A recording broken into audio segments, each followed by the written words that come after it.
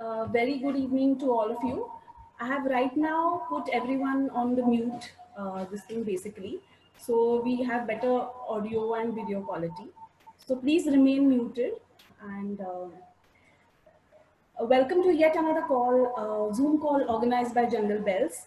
Jungle Bells is an exclusive women's wildlife group. We are into wildlife related activities, conservation and wildlife tours.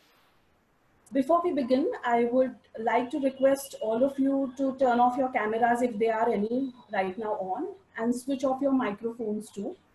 If you have any questions for the guests, please type them in the chat box and we will address them after this talk. Also, if you want to receive further communication from us about our events, please type in your email addresses and phone numbers in the chat box. Thank you so much. I will now hand it over to Aarti, who will take it ahead with sir. If you're not able to, hear us or see us well, please let us know in the chat box as well, because it's raining here in Pune and our internet connection may be a little iffy. So our guest for today is Mr. Clement Francis, a very renowned wildlife photographer. He has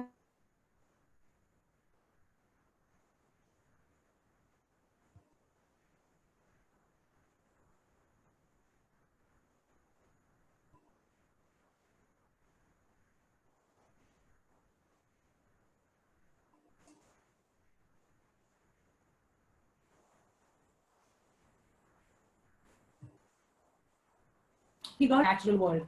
So without further ado, I think we will start our chat with. I think the link got cut for the last 1 minute or so.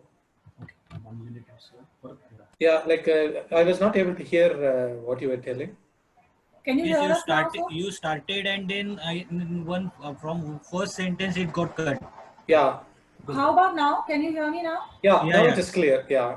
Okay. Yeah, like I mentioned, it's raining heavily in Pune today, so our internet connection may be a little iffy. Okay. So like I was, so I was introducing you and telling people that you got your first camera when you were 22, and ever since you've been trying to capture the beauty of birds and to, show to the world what their importance is in the natural world.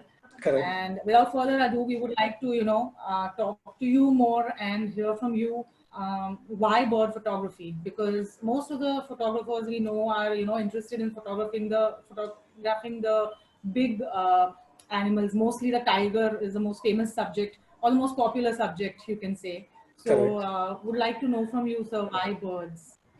Yeah, from very young age, I used to be very, attracted towards birds because the area where we were living in, it had a huge ground which used to be used by the Indian Army for their parade practices, and that particular ground had two small lakes or water bodies, you can call it, and these were very active during the winter, where few migratory birds used to come, and myself and my dad used to go around walking those lakes, and we used to watch birds. Even though I never knew the names of the birds correctly, in our local language we used to name them, and keep discussing about the beauty of it and how wonderfully God has created these things in such a perfect way.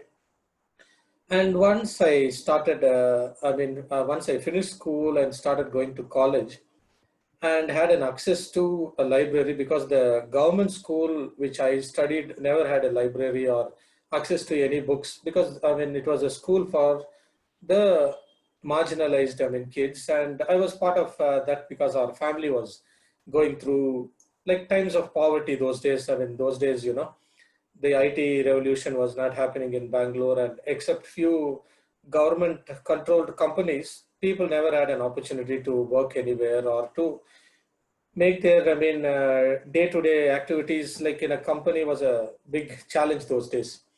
So when I started going to college and had an access to the library out there, I used to whenever I get an opportunity, I used to look at National Geographic kind of magazines, and used to always think that one day, like, I mean, I also should take a camera in my hand and go around and, I mean, photograph the birds of India, because at that particular point of time, only an art-based, I mean, tiny book was there, which was a great gift to or the ornithologist and also bird lovers by none other than Dr. Salim Ali.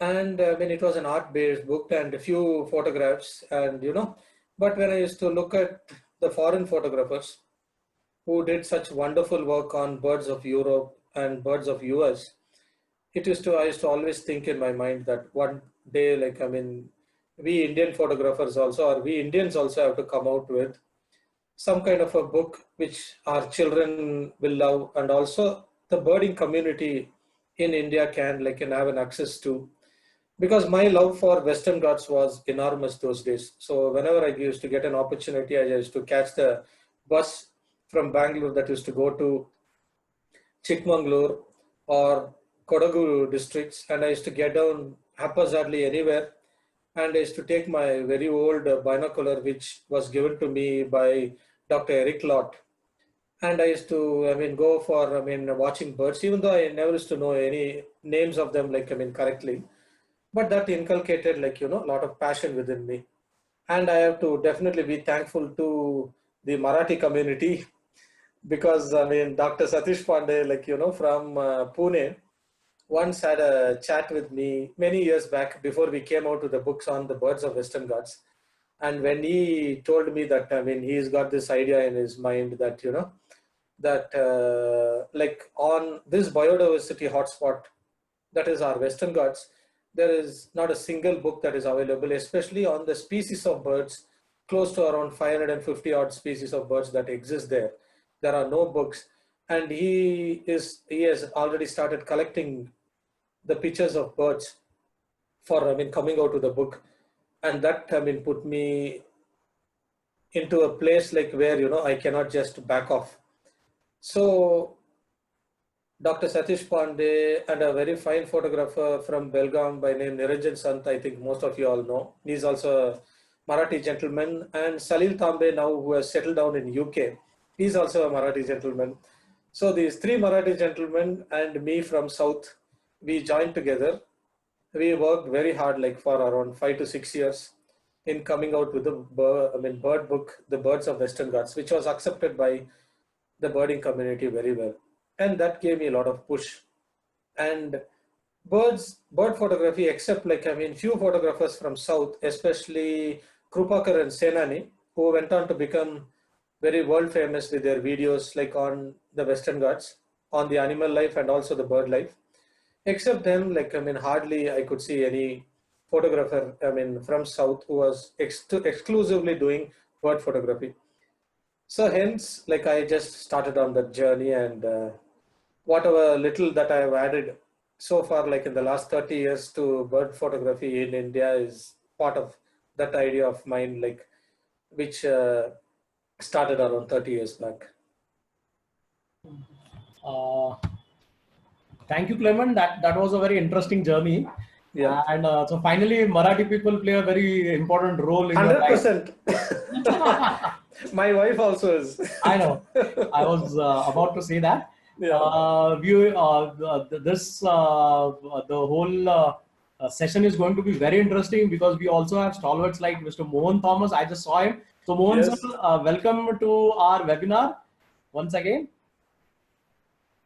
Thank you, Manoj. Thank you so much.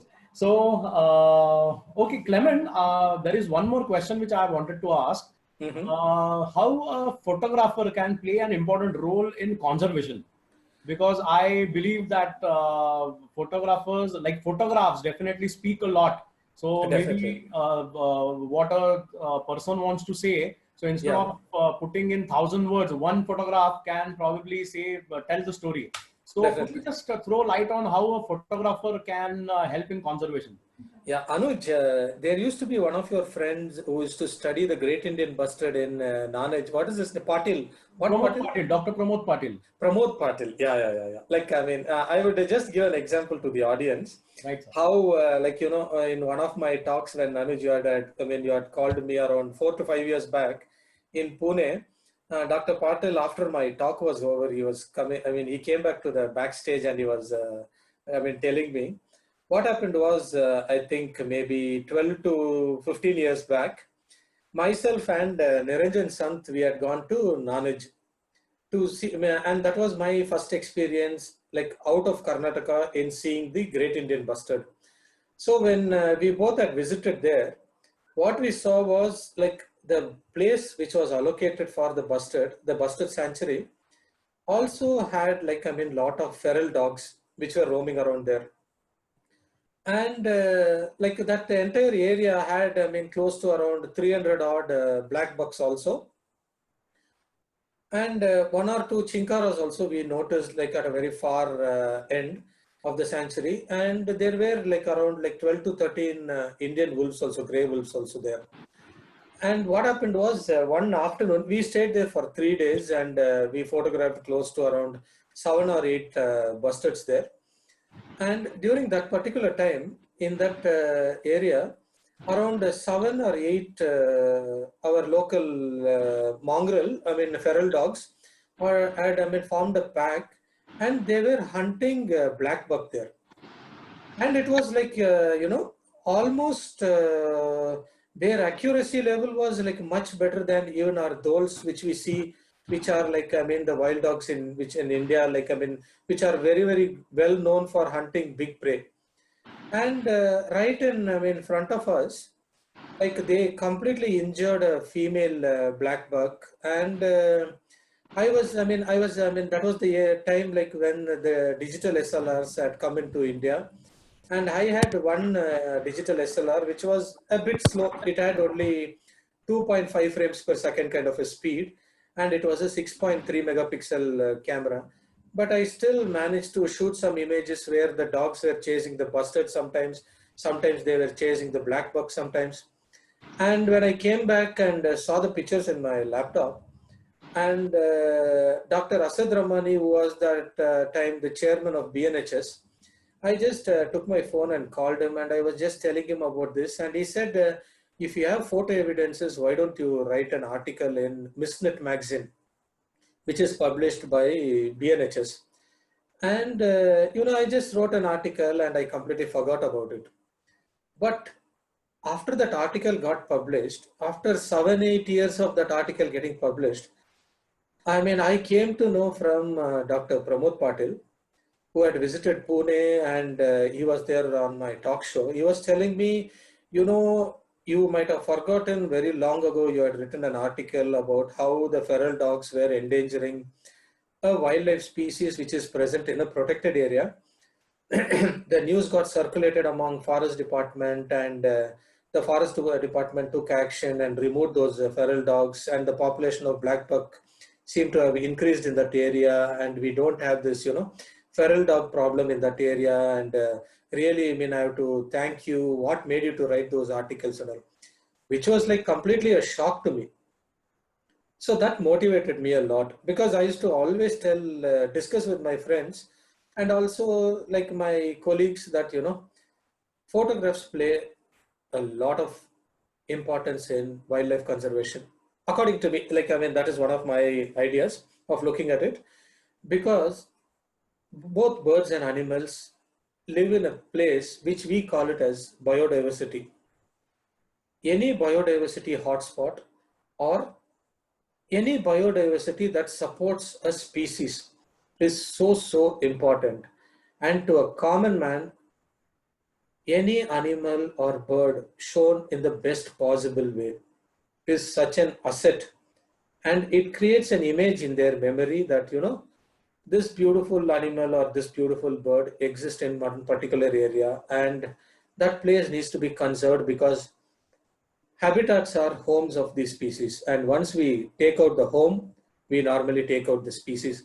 That's why like we, almost on a daily basis, we hear about like how the tiger habitats are shrinking in India by the ever growing population, and also, this madness behind development that we keep hearing from everybody.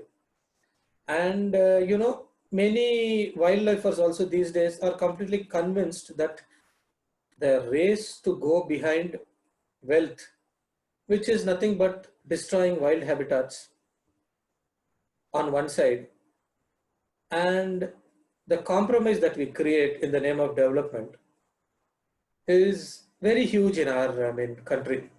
And I mean, none can be blamed because the community that loves wildlife is very, very small in India, or for that sake, any country in the world. So this small community, like, I mean, ours, which we love wildlife, I think once in a while, or constantly through people like Anuj who fronted these ideas, have to be kept, I mean, we have to keep, I mean, raising up our voices for the wildlife that we love, so that, like, I mean, not only our children's children also should cherish these things. And it's such a wealth, and I mean, we are supposed to live in harmony with everything that is around us. But I mean, because of our selfish reasons, I mean, we have created such a gap between us and the animals. And using our intelligence in a very cunning way, we have dominated them and we have pushed them aside. So, in whatever small way, in showing the beauty about nature through our photographs, I have tried my best, to convince the department as well as the common man that how important our, I mean, our animals and our bird life and even the insects and the trees and the waterways, everything that is around them, which form as a great marriage, like, I mean, for the thriving of wildlife. So, I think photography plays, if done with responsibility, than running behind these awards and accolades, plays a very, very important in showcasing the beauty of nature for conservation so that it is protected for the days to come. It's very true, sir. A picture speaks, much louder than 1,000 words, as they say. So it can be a very effective medium in Yes. showing people the beauty of the nature. We have a question here, sir, for you. Yep. Someone wants to know, is it possible to handle a professional life and a passion like this in parallel, and how to expose ourselves to becoming a wildlife photographer? He says that wildlife photography is quite expensive, is what he has heard. So he wants some guidance. He's a beginner and a passionate wildlifer, but wants to get into wildlife photography. Yes, like, I mean, I'll be the best example. Like, if you consider, wildlife as a very costly hobby also, because you can see one, like, completely from a BPL family sitting right in front of you. And, I had to wait like almost, like, I mean, a decade or two to put my hand onto the camera and to any good equipment. All the pictures that were published in my book, The Birds of Western Ghats, like, everything was photographed like from a film camera which had manual focus lens. So it is possible, if you have passion, if you understand your equipment, even to come out with a book which is worthy enough to be published and accepted by people. It is all, I mean, like how much passion you put into your hobby, because professional life definitely will make you to get better equipments, will, I mean, make your career grow. And everybody loves money and comforts of life. It will make you to get those comforts. But hobby is the one which you never follow from your head. It is always followed from the heart. And anything that is close to your heart always gives you the grand satisfaction, because when you grow old and if you have not followed something which you love from your heart, it leaves a big gap in your life, like that. It can never be fulfilled. So if you are very passionate about like wildlife photography, and definitely you have to pursue your career also, because it is important for your family, for your well-being, and also even in the society you can do quite a lot, like with the money that you earn or the career that you build up. But hobby is very close to your heart, and we all get only one opportunity to live on this world. And if we don't support our hobbies through our career, I think, a part of your life is like completely rusted, and it's just like, I mean, wasted away. That's true. So, sir, I think now we would like to move on to seeing some of your pictures and hearing your experiences while clicking those pictures. Yep. So what I will do is I will start with one of my most favorite eagles. the short-toed eagle. And then we can just like, I mean, most of you, like the audience here, they would have seen enough number of pictures from India and like our wildlife in India. So I will show like some of my bird species which are photographed from Africa, so that we'll just have a different variety. And we can always have one more talk show some other time if you want to see only the birds and animals of India, like which I think many of you would have seen my pictures on Facebook or on my website, or you would have definitely come for the other talk shows also. Yes, sure. So I will just share my screen and just show you about short-toed eagle, and I'll tell you all little bit whatever I have learned in the last 3 decades about this eagle, which I have extensively studied. Okay. Yeah. Looking forward. Yeah.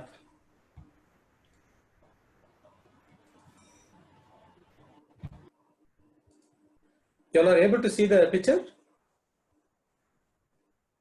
Hello? Share your desktop. We are not able to see. Yeah, just one sec. You are able to see? Yes. Yeah. Yes.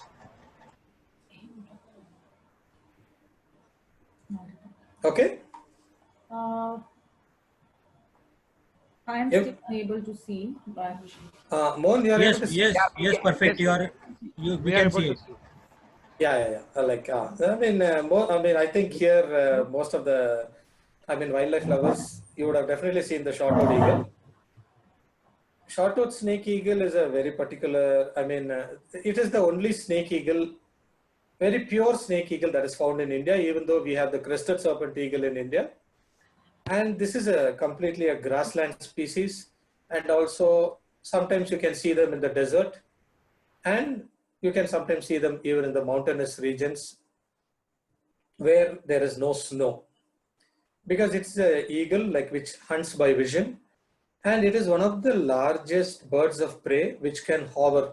And most of you know that hovering is nothing but beating up your wings in a place where you are stay put and you are scanning that entire area. This is one of the largest birds which can hover. And normally they see, they feed on snakes and lizards, and they are even known to take some rodents, especially in our deserts, in Desert National Park and Little Rann of Kutch and Greater Rann of Kutch. In those areas, sometimes due to the lack of prey, which is there, like the lizards and the snakes, they take on rodents also. But it is very, very rare. Normally, 90% of their food is only snakes, and maybe 10% they live on lizards. And they are very beautiful. Their wingspan is from end to end is almost 6 feet. And you can see one here has spotted a snake and just diving to land on the ground. And here is the rat snake. Clement, probably the screen sharing hasn't started. Oh, is it? Yeah, because most of the people you should see. Anuja, we can see the the screen. Okay. Are you able to see the screen? We are able to see. We are able to. Okay, go ahead. So sorry. No, just click on Clement's image. Okay. You will be able to see him talking. Okay. Anuj, you are able to see the eagle with the Yes. Go ahead. Sure. So here you can see the short-toed snake eagle, just landing on the body of the rat snake. And normally, it is always 50-50 chance. Normally 50% of the time when the short-toed snake eagle tries to hunt the prey normally escapes. Because nature always gives an opportunity for the prey and the predator to survive equally. And normally the snakes will make knots around the eagle to make it as Hello, sir. Yep. Sorry to interrupt you, sir. It is not visible, sir. The photograph is not visible to us. The only zoom it is showing. Clement, can you do one thing? You please stop sharing and again share the screen. Oh, is it? Yeah. I'll stop it now. Yeah. And share again.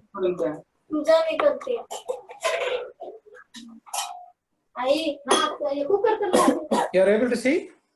Yes, yes. Yes, Clement, now it's audible. I will just mute all. Please unmute yourself and continue. Yes, Clement, you just need to unmute yourself and please go ahead. It's visible.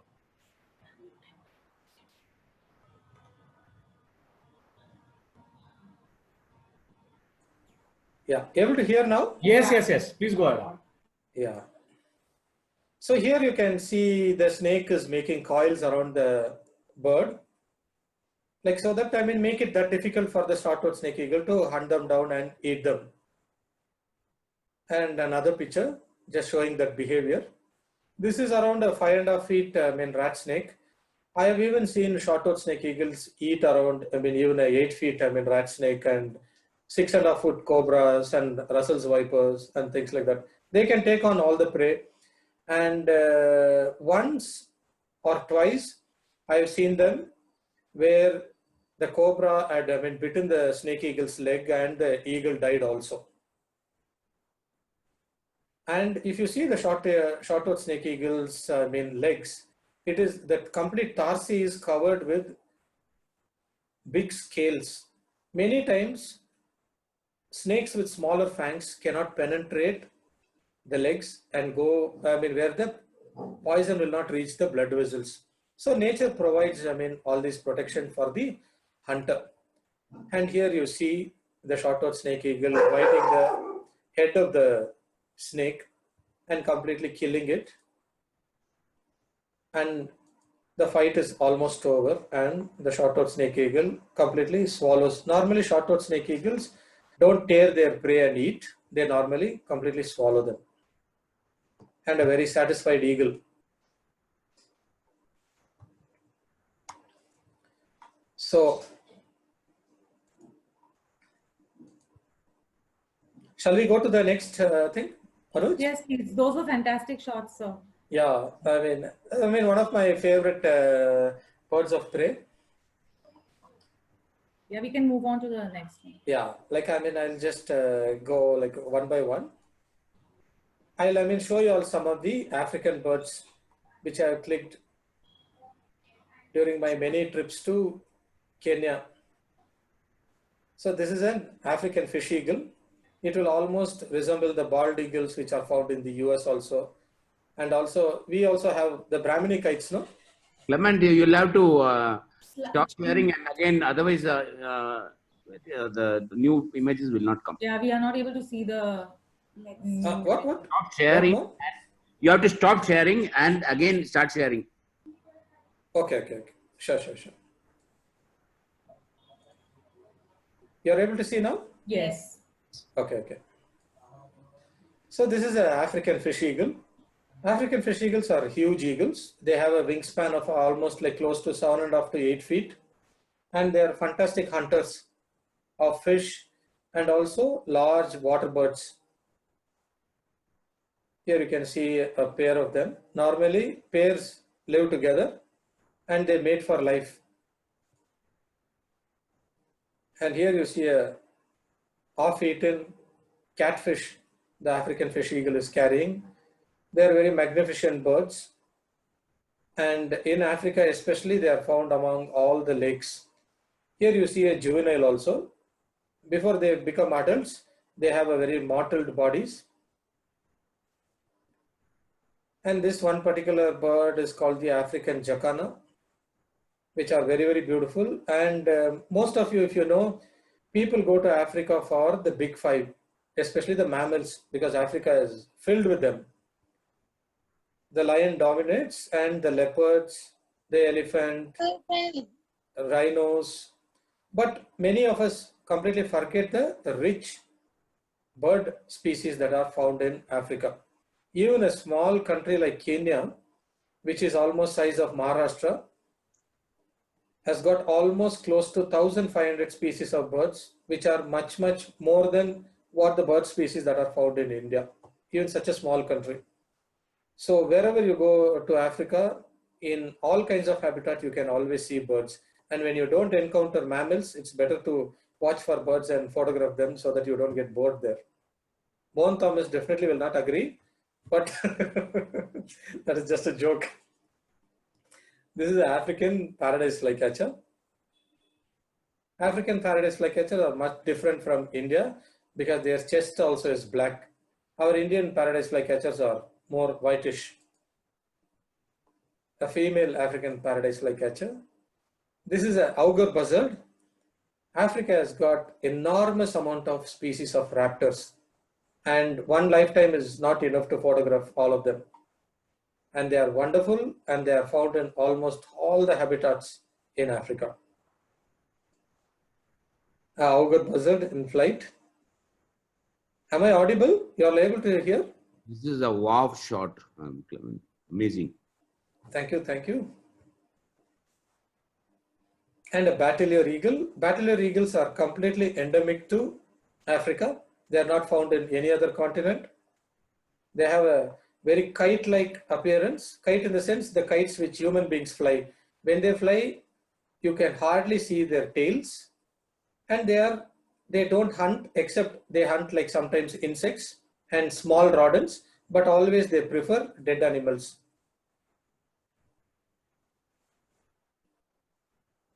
The Bateleur eagle before landing. You can see here the tail is very, very short.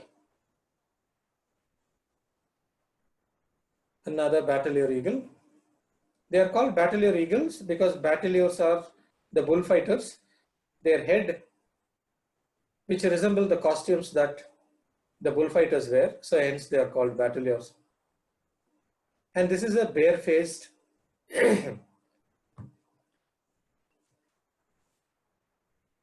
one more.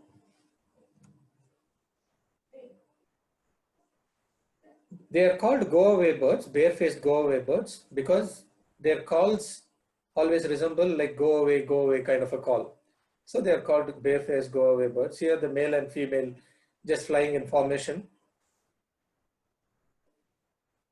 This is a black-bellied bustard. Africa is known for the species of bustards.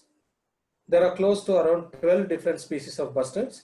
And the good news about Africa is none of the bustards of Africa are endangered. Like our McQueen bustard and our Great Indian bustard are almost near threatened or almost on the verge of extinction. But in Africa, because of conservation, none of their bustards are endangered. One of our blackbirds. Blackbird species occur all over the world. Even we find them here in India, in Africa, in Europe, in the US, everywhere. This is a black-chested snake eagle. Africa has got like close to 4 different snake eagles. And in Kenya, you can definitely see the 3 of them. The short-toed snake eagle, the black-chested snake eagle, and the brown snake eagle also. They are very, very beautiful, and all of them prey upon snakes and other small lizards and small vertebrae. This is a black crake. Black crakes are quite common in slushy and marsh areas in Africa. They are very, very beautiful and colorful. As you can see, their red legs and completely black bodies and green bills and red eyes. They make like beautiful photography specimens. Yeah, this is the Kori bustard. Again, an endemic bustard to Africa and the largest of the bustard family. They are really huge, and in Africa, they are quite common. In Kenya especially, any grassland that you visit, you will definitely come across one. They are well protected there, and their breeding areas also range throughout the grasslands. Another Kori bustard. This is a Cape robin chat, resembling our robins which are found in the Himalayas. This is a migratory bird. They keep roaming around the Eastern African countries. Another picture of the Cape robin. This is a common waxbill. These are like the munias which are found in India or even you can call them like you can, I mean, they resemble even the weaver birds that are found in India. The common waxbills and the finches form a variety of passerine bird life in Africa. Passerines are nothing but small birds, which are songbirds, which are very colorful and which you see them very often, which have these finch bills, which can crack open small nuts, and they are seed eaters. Crowned cranes, again, a species of crane which is endemic to the African countries. They are very, very beautiful. And also, I heard from some of the naturalists there that even their numbers are reducing because of hunting. Because in Europe, it's still some of them like to wear the feathers, the beautiful feathers on their head in hunting hats and things like that. It is again the question of human greed versus conservation. Dark chanting goshawks. As I was telling you, Africa has got huge number of raptors, and wherever you go travel in Africa, you are definitely going to encounter some raptor or the other. Double-banded courser. These are a little bit specialized desert species. When you go to places like Amboseli and Samburu, like desert areas, you are going to encounter them. They are mostly nocturnal, but sometimes when you are lucky, you can even see them during the daytime. This is a very harsh picture because it was photographed almost like at around 1 o'clock in the afternoon. When they come out from their hideouts, their mottled bodies are very well suited for them to hide among rocks, and you just cannot make them out even if you are only a few feet away. Emerald spotted doves. These are wood doves found in areas which are interspersed with small bushes and shrubs in Masai Mara. Very, very beautiful looking and very tiny doves compared to our spotted dove, which we see in and around our houses. It will be only 50% of the spotted dove. Here is a southern great black flycatcher. As we all know, flycatchers only eat flies. This flycatcher is almost the size of our drongo or common crow. Because of that, they sometimes even go for the bigger prey, like one here is seen eating garden lizard. Like our shikra, Africa has got a lot of goshawks, and here is one gabber goshawk. That is a female, and this the gray colored and with red-legged male of the gabber goshawk. Here is a Goliath heron. Normally in India, Goliath herons are only seen in Sundarbans. In Africa, Goliath herons are quite common, and they stand very tall. They are almost 5.5 feet. Here is a greater kestrel, another example of Africa having large number of raptor species. Raptors are nothing but birds of prey which feed on other birds and small mammals. And this is a kitty-lids plover, one of the very tiny plovers which are found in small water bodies in deserts. You won't see them elsewhere, but only in the deserts of Africa. This is our grey tit, which is even found in Africa. Our great white pelicans, which we see in Gujarat, as well as sometimes they even come to Mumbai and Bharatpur and Rajasthan. Africa also hosts large numbers of great white pelicans, and they breed almost on all their huge lakes. They are very, very beautiful, and they are very large also. From their bills to their tail, they almost stand 5.5 feet. And because of their hollow bones, they can still fly, and they are masters of the sky. Grey-headed kingfishers. Africa again, because of its variety of habitats, have huge number of kingfisher species also. And due to the grassland, greater availability of grasslands, there are huge numbers of weaver species also. This is one of the tiniest weavers found in Africa, called the grey-hooded weaver. They are normally social birds. Whenever you find one, you'll normally find many. And again, another endemic to Africa, the hammerkop. black-load babblers. Normally these babblers, you can only hear them and they never come out, because like once we had gone in the month of July, and because of the breeding season, we could see many of them coming to these grassy areas and collecting insects after a rain. Africa has got its parrots also, and most of Africa's parrots are endangered due to the pet trade. Most of them are caught and sent to other countries, and there is so much of value behind all these things, especially in the Chinese countries or where Mandarin is spoken, and also some of the Gulf people and even the Americans love to own these and breed them in their aviary, due to which their nests are raided by poachers and the young ones are taken at a very early stage and shipped. And normally when parrot trading or smuggling happens, 90% of the smuggled parrots die in the cage itself, and only 10% reach the shores to which they are sent. So there is a huge loss that goes on, and there are a lot of conservationists who are fighting all across Africa to stop this, but still the trade exists. One of the largest of the African vultures, the lappet-faced vulture. A lappet-faced vulture just descending to come down to a carcass. Lappet-faced vultures very much resemble our king vulture, which is found in India, or also we call them as the red-headed vultures. You can see the size difference between a tawny eagle and a lappet-faced vulture. And you know that tawny eagles themselves are huge raptors. So you can see the size difference between both of them. Lappet-faced vultures are really huge. And lappet-faced vultures are the ones which land first at any carcass, and they have the ability to open the skin of the animals that are dead so that the other vultures also can enjoy the meal. Here is a lesser kestrel.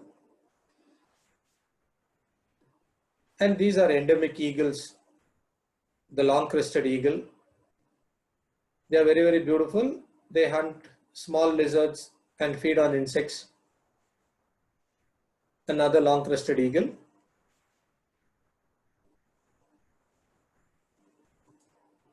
A long-crested eagle on the ground.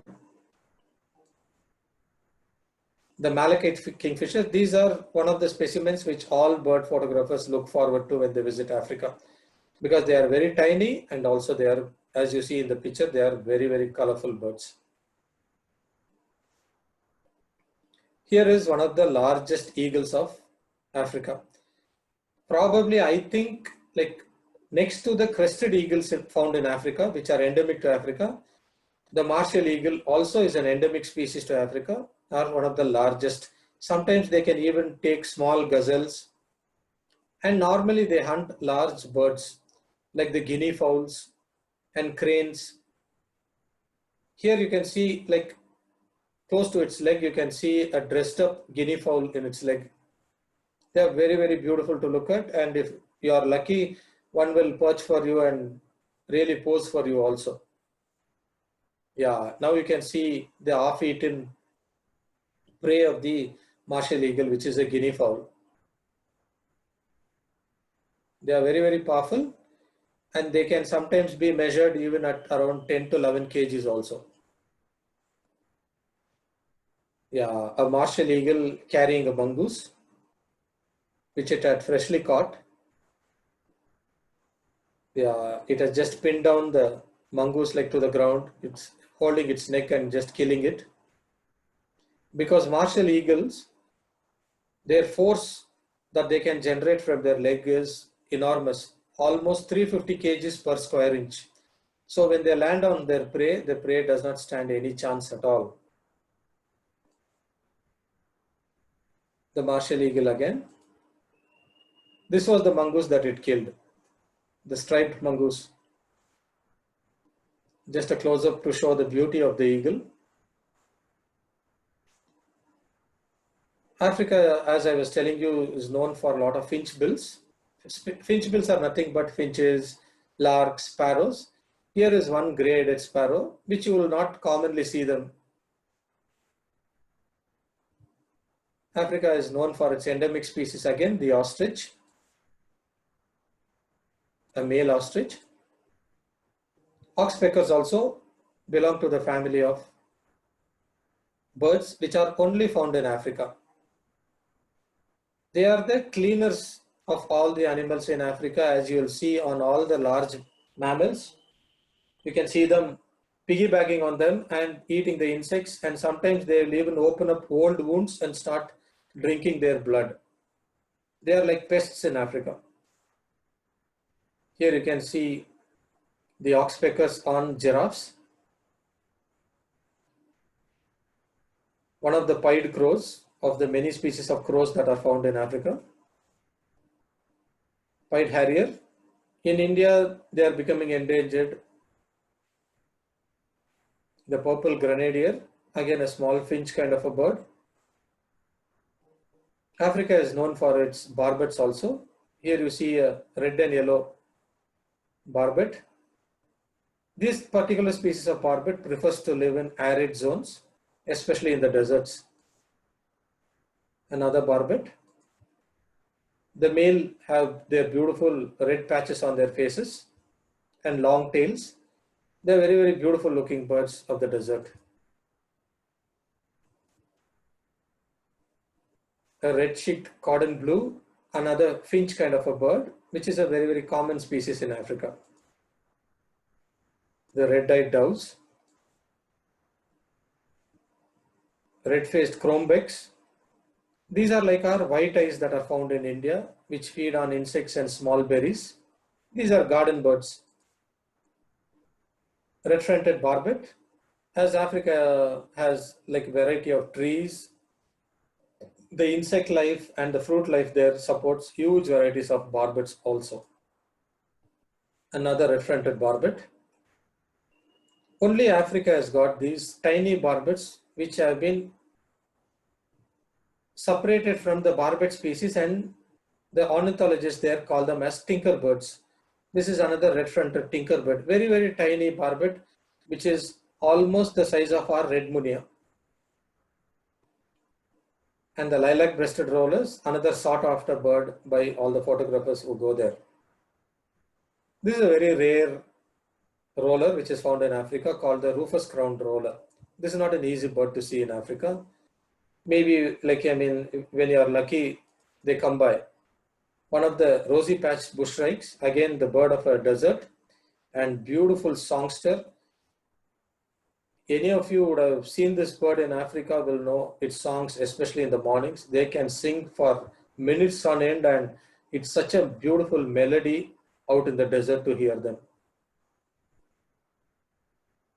Our red-rumped swallows, which we see commonly in India, also are seen in Africa.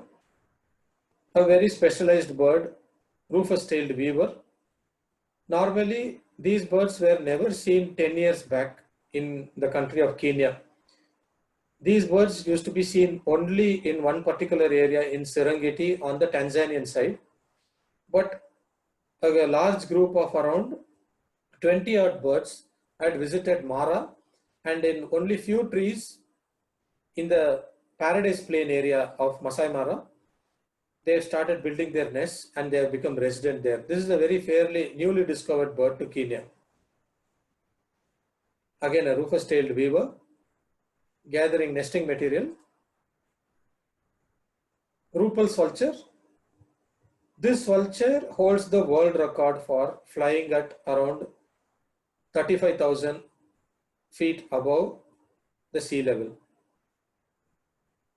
Because of few pilots from the commercial jets have spotted it and informed this bird, the record for this bird was mentioned in Wikipedia. One of the highest flyers in the bird world. Previously to this, the bar-headed goose was holding the record for the highest flyer, but this bird replaced the bar-headed goose. Again, a Rupel's vulture. They are also large birds of prey or vultures which feed on the dead animals. You can see on the left the white-backed African vulture, and on the right the Rupel's vulture. Africa is known for its beautiful starlings, our myna kind of birds. Here you see a Rupel's long-tailed starling.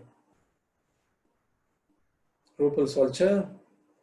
And the Toroco species are also endemics of African birds. They are like birds of paradise, very, very beautiful. I was lucky to spot this one early morning, but the background, everything was so shabby, and it was a very, very far shot. But when you see a Toroco, you just click and enjoy the picture. Every picture need not be perfect. This is one such picture. And again, another endemic to the birds of Africa, the secretary bird. One will find it very funny whether this bird is a bustard or whether it is a raptor. It is a mixture of a bustard and a raptor. And they are known for killing snakes and also lizards. Sometimes they even feed on eggs and baby birds of ground nesting species. They are very fascinating to look at, and they are very bold and very easily can be photographed in the grasslands in Africa. Can you also please say why it's called the secretary bird, please? Yes, Mon. It is called as the secretary bird because of the head costume. You know, the old secretaries who used to work in the courts of UK used to wear such costumes. So it was named after them. Thank you. A black-chested snake eagle and saddle-billed stork, another endemic bird of the Africas. It's out as the god. Yes, the ground, hornbills, southern ground hornbills. You have two types of ground hornbills, the southern and the northern. Speckle-fronted weavers, again tiny birds like the size of house sparrows, very, very beautiful and easily can be seen in Africa. Another speckled weaver.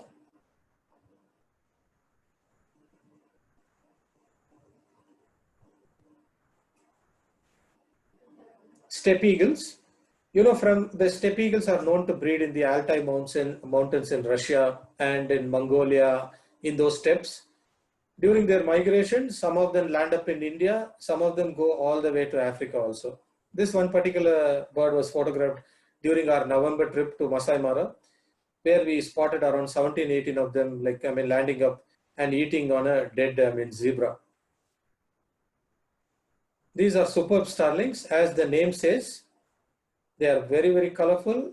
They have iridescent colored feathers, and they are very, very common. This particular picture, which I really love because it looks like a round table conference where three on one side and a judge on the leftmost corner.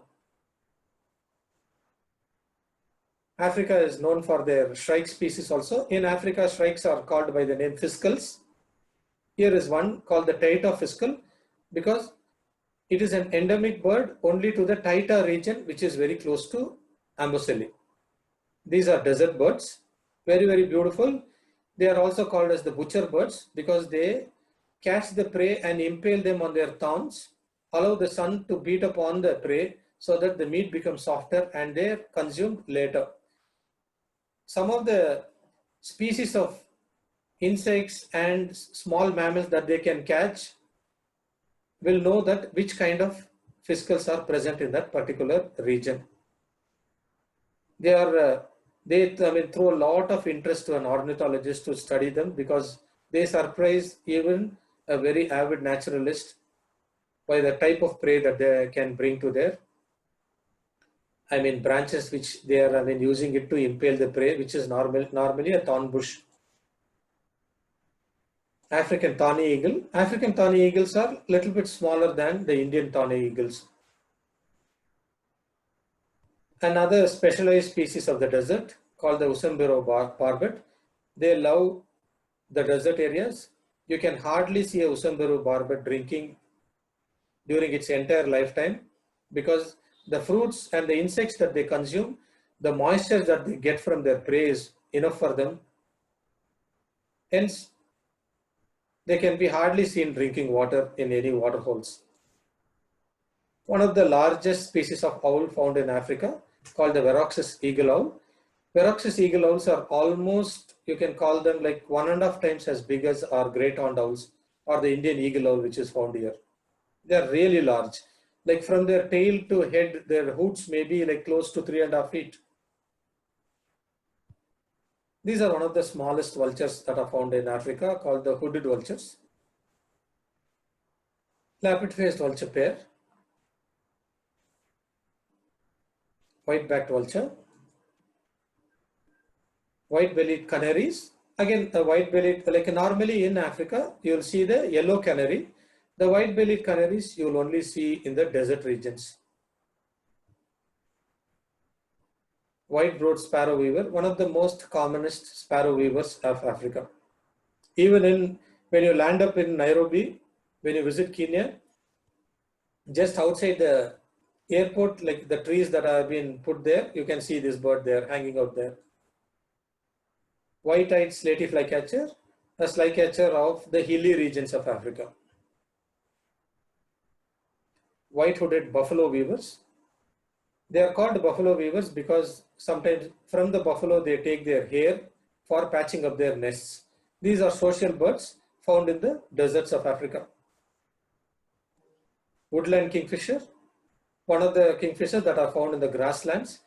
They normally live close to streams, and in the Masai Mara, close to the river edges and canals, you can find them. They are a bit shy birds, but if you pursue them, you can definitely photograph them. Yellow-fronted canary, another bird which is found in the grasslands of Africa. Very, very beautiful to look at, and their high-pitched songs are very audible, and many times because of their calls, you will search for them, and that will allow you will photograph them. The largest species of sandgrouse also is found in Africa, called the yellow-throated sandgrouse.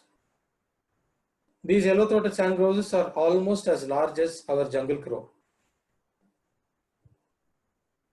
So,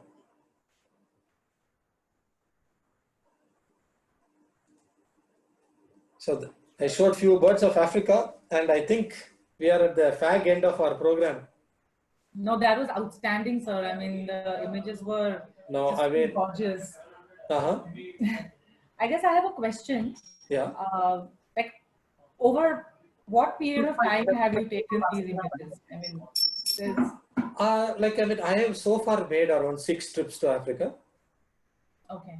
Yeah, what I showed maybe only few species that I've showed you, because time is not enough now. Almost 90% of the species I have not shown you all, that has been photographed in Africa. Because Africa can offer so many birds, but not many pursue birds in Africa, because the big five dominates there, the mammals dominate there, which is definitely one has to see the mammals there because it is the land of mammals. So where and which where exactly have you visited in Africa? Which forests have you? I have visited Kenya, because I love visiting one particular area many times, because the amount of learning that each trip will bring you will make you a better photographer each time that you go there, because you expect better and you understand the habitat better, because the understanding of the habitat is what creates the beautiful pictures that one can see.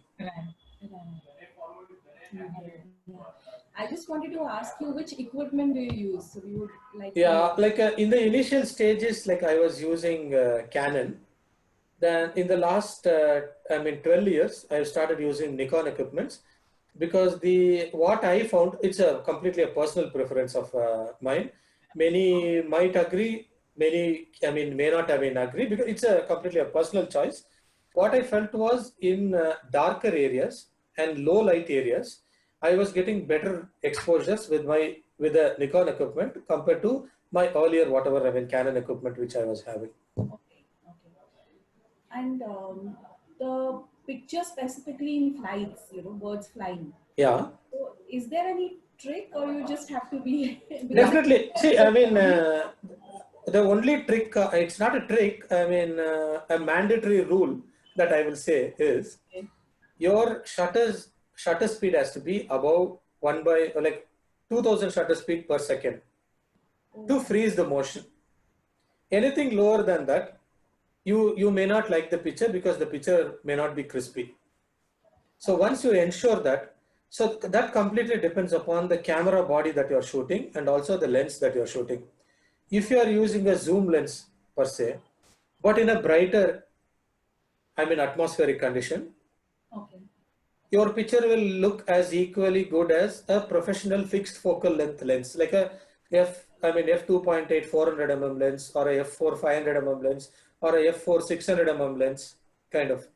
But when it comes to a better body, like a real professional body, in the case of Canon, it is like the 1D Mark IIs or the 1D Mark III, which has come up now. Or in the case of Nikon, either it can be a D4 or a D5. These cameras can also give you that amount of edge in the ISO performance during lesser lighting conditions. So action photography and flight photography is always related to the equipment that you are using also. Like if you have a, like for example, a D500 of Nikon and a zoom lens like a 200 by 500 mm of Nikon, and try to do a flight photography at 7 o'clock in the morning when the lighting conditions are not so favorable, you may not get as good as a picture compared to somebody with a D5 and a 400 2.8 lens in that same lighting. So, yeah. Sir, are you self-taught or have you taken photography lessons? And No. I'm completely self-taught. Yeah, like I mean, normally you grow in photography by making a lot of mistakes also. Nobody can be taught like, I mean, photography from an institute and you can become a good photographer. The more you click like each time and the more you fail, the more miserable you become, the better photographer you become someday. Yeah. So trial and error and yes, that. completely. Okay. Seems tough to do it. Someone else asked a question about how to identify names of the birds. Like how do you, they think that it's very difficult to identify birds and know their names. Yes, see, birds of prey especially because yeah. they're not. Every bird is habitat specific. For example, you photographed some eagle in the grassland. It is very, very easy to pin that particular eagle to few species of eagle species which are found in a grassland. Like you are definitely not going to see a serpent eagle in a grassland. You may see it, but you are not going to see it. The chances of you seeing a serpent eagle in a grassland is very low compared to you seeing a greater spotted eagle or an Indian spotted eagle or a short-toed snake eagle. Things like this. So you pin them to a particular habitat and start looking for the names. And also anybody who's a photograph, wildlife photograph, wildlife photography aspirant first has to at least study some book or the other or some material or the other from the internet. Now with the internet, we have so much of material. You have to know your subjects. It is not only just taking the camera out and just clicking it and trying to identify it later. The amount of knowledge that one is going to gain by studying a book will make him a better photographer or to look for species in one particular habitat in a better way. Your understanding of the environment increases because you have knowledge about that particular area or that particular species. Yep. Someone else has asked, how many bird species have you seen totally? I think the countries that I have traveled to and in India, like almost all the states I have traveled now. The other countries and the Indian bird species put together 1,000 maybe. Okay. Yeah. That's fantastic. Yeah. So, and for how many years have you been traveling overall? What do you call it? Hardcore traveling, definitely in the last 20 years. But in the last 30 years, I have traveled. Yeah, all around. Especially, for extensively, I have traveled in Western Ghats because of the book and also, very close to heart kind of a place. Okay. Clement, I think now it's high time that you should come out with your own book which narrates all your experiences, because I'm sure that you must be having a lot of spine chilling experiences too. Yes, I think so. So even at that point of time, if you require help of a Marathi person, we are here. Definitely. And this COVID, as I mean, during the shutdown time, as I mean, one could not go anywhere else. The area where I live, and I mean, especially the area where I live, we have formed an association, like close to 195 houses, and we have planted trees all over the area. And also everybody will the association members, like few active association members, I convinced them to take an oath that they will not use any chemicals like for the plants and the crotons that they keep in front of their houses, due to which the spider population in our area had increased, and I was able to photograph a lot of spiders too, during this COVID times.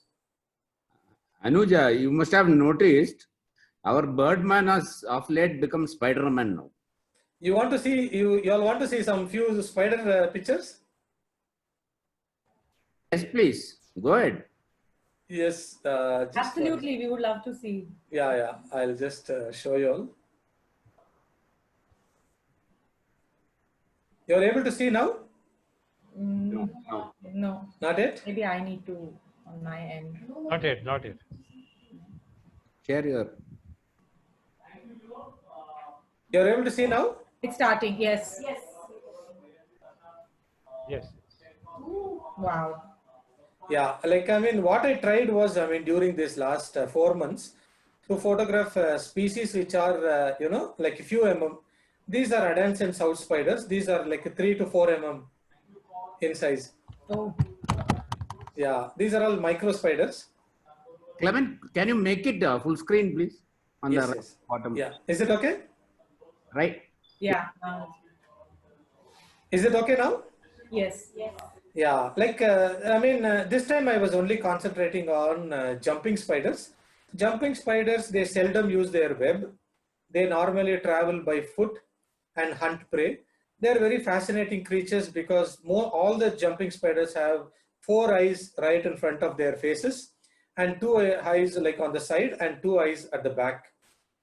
These Adamson's house spiders are like very common during the month of April, May, June, before the monsoon starts, and they go into hiding after that. Here you see ant mimic spiders. These look like ant, but they are spiders. And that is how they catch ants, which they eat. This is a very interesting species of spider called the Bretis. And amazingly, spiders, even though they cannot fly, they can travel the world by ship. Sometimes they get onto your bags when you travel abroad and come. This is one such particular spider species which has come to India from Madagascar. They are very tiny. They are around 4 to 5 mm in size. They are very, very beautiful looking. Look at the serially arranged eyes. Yeah, you can see another Bretis. So you've just photographed these like in your surroundings? Yes. Yes. Yes. Wow. Okay. This is called a Caratus. Another beautiful looking spider, which is very, very common, here in India, like around houses. Another Caratus. Caratus are very large bodied. Caratus are even little bit larger compared to jumping spiders. These are around 7 to 8 mm in size. Yeah, the Caratus males look very impressive. They are black beauties. You can see the fangs here. According to me, this is the most colorful spider found in India, called the Chrysilla. They come in very iridescently colored bodies and beautiful to look at, but they are very, very tiny and difficult to photograph. They are around 3 mm in size. I'm sorry, it might sound like a silly question, sir. Yeah. How do you even, how do you see them to photograph them? Like you just go with your lens? Yes. Or like... No. Normally you carry your equipment normally with you, and all these pictures are from handheld cameras only. Okay. Yeah, because they are very tiny. Sometimes you see them on the ground, sometimes on a leaf, sometimes below the leaf. So you specifically went looking for... Yes. Macro photography is very fascinating if you have the time, because sometimes to take some 5 or 6 images, it will take around 2 to 3 hours. because spiders are never cooperative. They'll try to hide. And They are very multicolored. this is with a Rhinox, right? Yes, yes.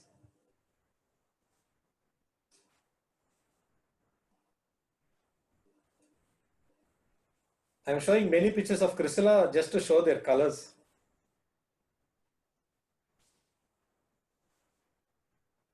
These are the common crab spiders which we see in our gardens. They are great hunters. Here you see a crab spider with a fly. These are a little bit rare in Bangalore, called Epicola.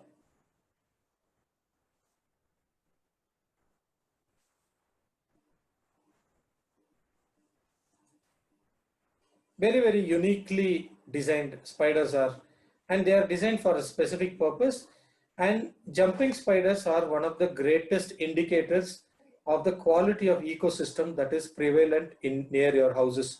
When people use pesticides and any kind of chemical attack on insects, you will never see jumping spiders in those areas. So if you find jumping spiders in your areas, be happy that the environment there is clean and neat, out of chemical attack. This is called an Ivarcha jumping spider. Very, very tiny. Very beautifully marked on the faces. This is a Hylas. Hylas have beautiful horns also. Especially the females are very photogenic, and when you are photographing them, they'll keep looking at you, and this is one of the most photographer friendly species of jumping spider. Clement, sorry to interrupt. There is one question. Can you just throw light on ecological role of a spider? Because people, unfortunately, they feel that probably spiders are not so important. Correct. If you could just throw light on that, it would be wonderful. Yeah, we feel they are more of a nuisance. So. No, no. They are very beautiful. You can see them. We can see now from your pictures, but. Yes, see, one of the best, first of all, they are one of the main indicators of the cleanliness of your ecosystem near your place where you live, or even in a forested area. And also, especially these, the one which you see it on the screen, the Hylas, can eat close to around 5,000 to 6,000 mosquitoes in a year. And also can eat around, close to 1,000 other insects which are very, very harmful for the farmers, everything. Oh. Yeah. And where there are no spiders, there will be huge pest attacks like on gardens and farming areas and things like that, where people farm fruits, the flies, which are borers. So these are like one of the best farmers' friends that you can see. And this is called a Pintala vittata. Their names are very, very funny. So very difficult to remember also, but when you love them, you remember them all. So very, very metallic, colored, spider this is. And this is also called, this is the same spider, Pintala. They are very beautifully colored. These are grassland spiders. And how tiny it is just sitting on one blade of grass. So you know how big they are. Around 2 to 2.5 mm. Wow. Yeah. These are called Langonas. People will call these as the rainbow spider, but it is called as the lesser T. Yeah, they are very, very colorful and very, very tiny. Beautiful. So I think most of the cooling glass, designers, they have, got the attraction from these to make the shades. Wow. See? Wow. Yeah, they're very beautiful looking. The lesser T species are one of the most colorful ones, like after the Chrysillus. This is called the Menimerus, which is the most common spider which you will find on your walls. These are jumping spiders. They are the most commonly seen. They are also called as the grey wall jumpers. This is also a very common species of lynx spider. you will definitely, if you have even 10 pots like in your house, I mean, the plants that you can, I mean, keep it, you will definitely find one.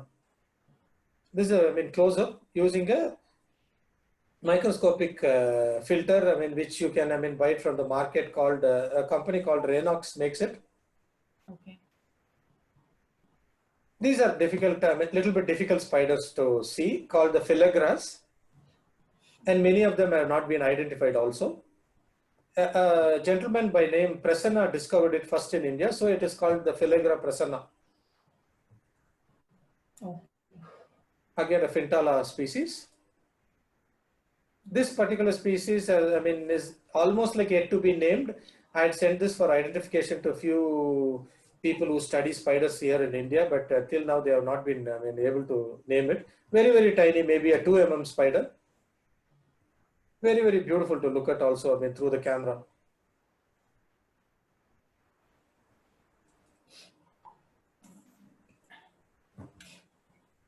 Another particular species of spider, I mean, which is found very commonly in India, called the Plexippus spiculi. This is a Plexippus spiculi male, and this is the female. A juvenile of the Plexippus spiculi, another juvenile. These are called scorpion mimic spiders. Very tiny, and even with a 45 megapixel camera, this is cropped like, I mean, this is not even 1% of the frame. That is why such a pathetic quality of photo. These are called the renes, which are found in dust. Again, a very tiny spider, 2 mm to 3 mm spiders, very beautiful to look at. See, they'll almost look like tigers from side view. All photographed in a less than 1 square kilometer region. This is a female of that species. Very beautiful to look at. See?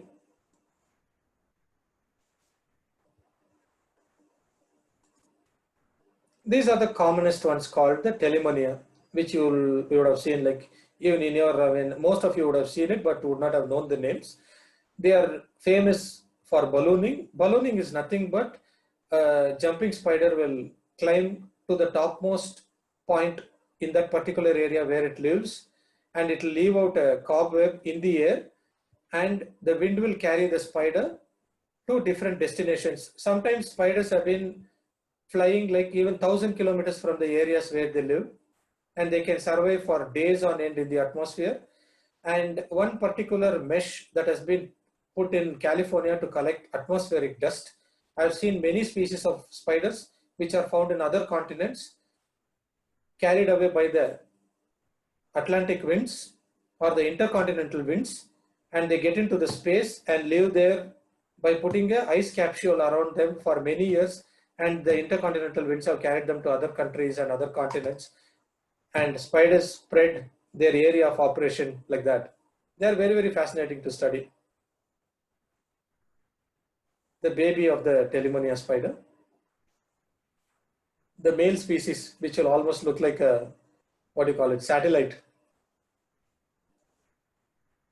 Very beautiful to look at.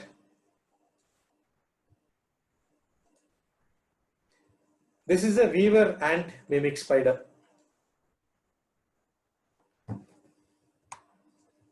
Okay.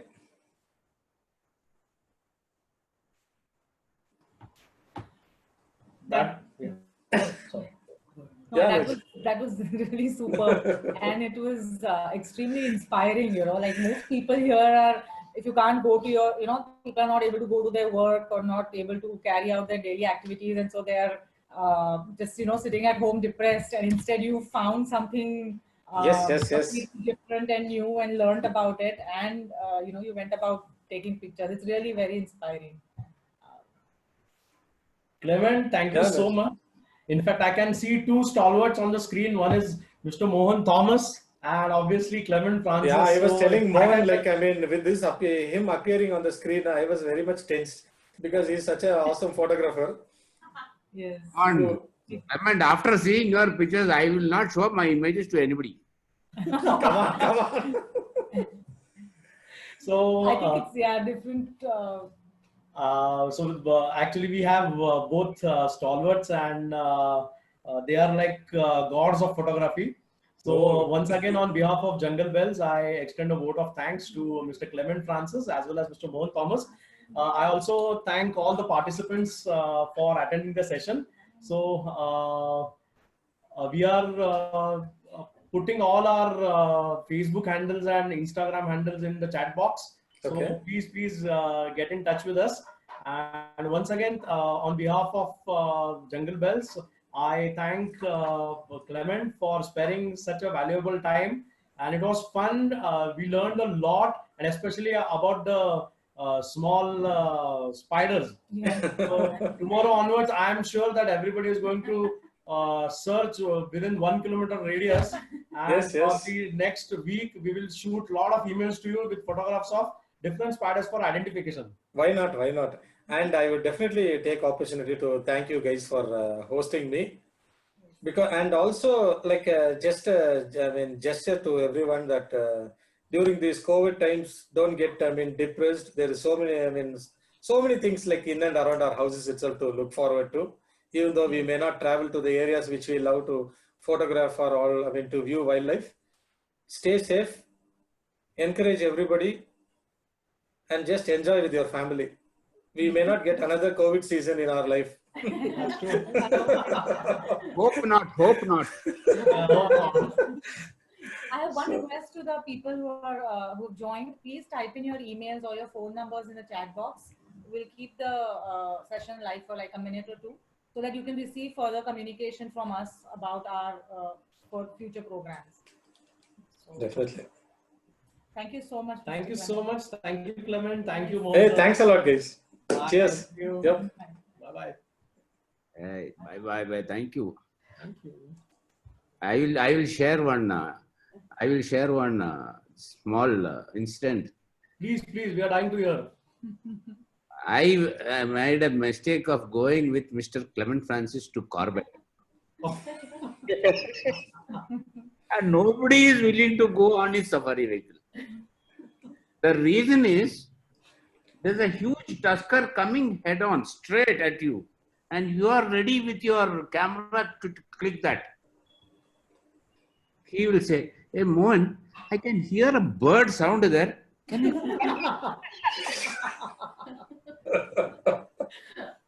Yes, like I said, most people want to photograph the big, animals. Yes, that is his passion for birds. Birds, yeah, I agree. And regarding his bird of prey, they are like hats off. Absolutely. Yeah. I think anybody in India has that collection of African birds that he has. Nobody has. Thank you. So we got a Sir, your voice is breaking.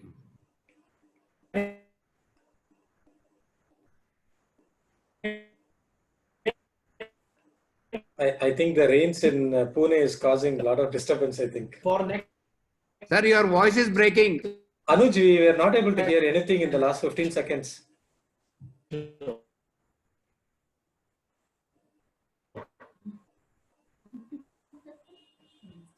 Clement. Huh? No, I mean, Anuj, last 15 seconds. Last 15 seconds, we could not hear anything, what you said.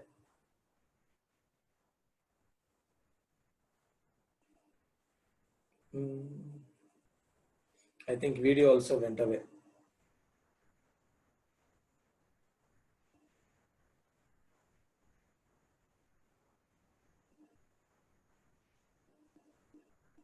So shall we leave, Mohan?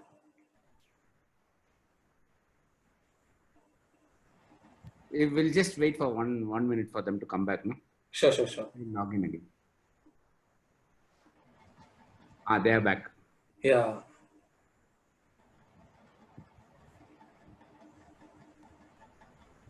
Anuj, you are there still?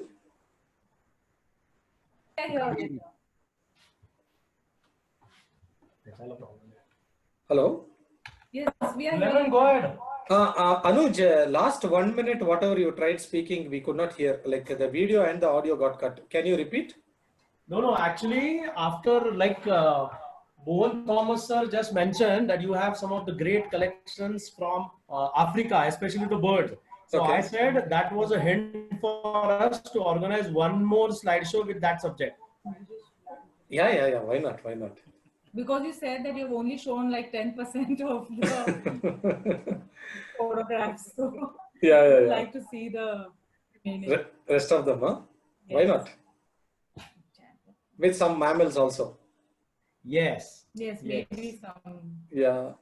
And some of the mammals which I shot with Mohan also. Yeah. that will make him happy. When I started photographing 21 years back, I used to just look at Clement's images, and you just wonder how did he ever click this. I was a big fan of him those days. Thank you, Mohan. Yeah, we had that question for every image that I saw. I mean, I was like, outstanding. I'm sure it takes a lot of patience also, and Yes. Great. So I think we should conclude on this note. Thank Yes. you once again. Yep. And to see you after COVID in Pune, Clement, Definitely. along with Mr. Mohan Thomas. both of you. Yes. Because I would love to, host you guys one more time. Mohan sir has already been here once, so Anji. yes. We'd love to have you, Clement sir. Sure. Okay. Thank you. Okay. Stay home. Yeah. Stay Thanks safe. a lot. Bye. Take Bye. care. Very safe. Bye. Yep.